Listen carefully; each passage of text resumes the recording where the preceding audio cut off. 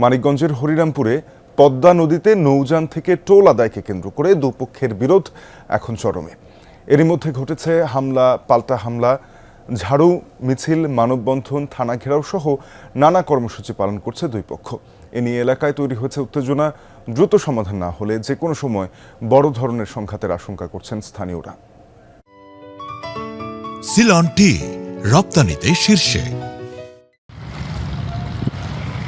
পদ্মার বুকে সারিবদ্ধভাবে চলছে বালু বোঝাই বাল্কহেড। এসব বাল্কহেড সহ বিভিন্ন নৌযান থেকে টোল আদায়কে কেন্দ্র করে মুখোমুখি বালুমহলের ইজারাদার পক্ষ ও টোল আদায়কারীরা। বিরোধ গড়িয়েছে হামলা, মামলা আর পাল্টাপাল্টি কর্মসূচিতে। নৌযান মালিকদের অভিযোগ, হরিরামপুরের পদ্মায় টোল আদায়ের নামে জোর জুলুম করা হচ্ছে।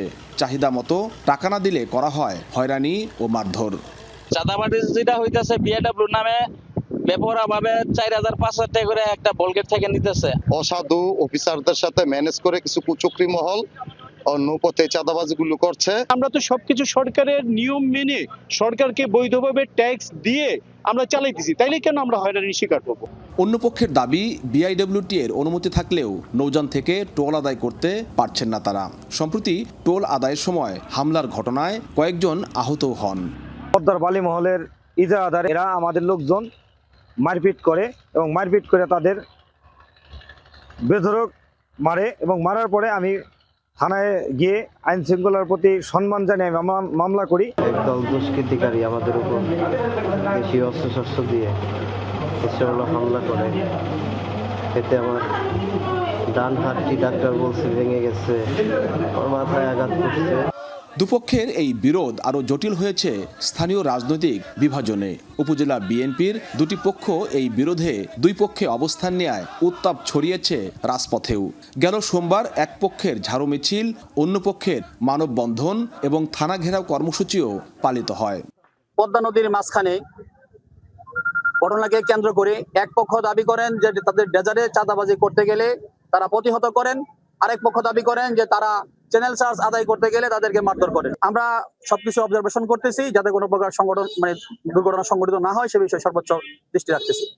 পুলিশ বলছে পরিস্থিতি নিয়ন্ত্রণে দুপক্ষের কর্মসূচি ও বিরোধের বিষয়টি নজরদারিতে রয়েছে।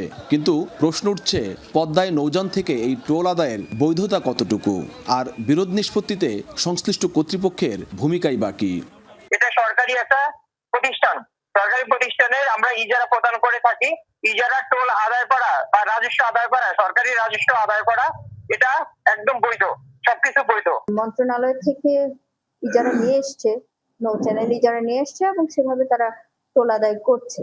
এবং তারা যদি নির্ধারিত তাদের গ্যাজেটের মূল্যের বাইরে টোল আদায় করে সেটা অবশ্যই আমাদেরকে জানালে আমরা প্রয়োজনীয় ব্যবস্থা গ্রহণ করব, কিন্তু সেরকম অভিযোগ কেউ করছে না।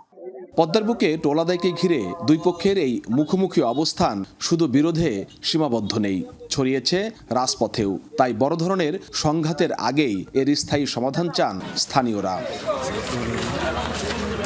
BM Khorshed, Jamuna news, Manikganj.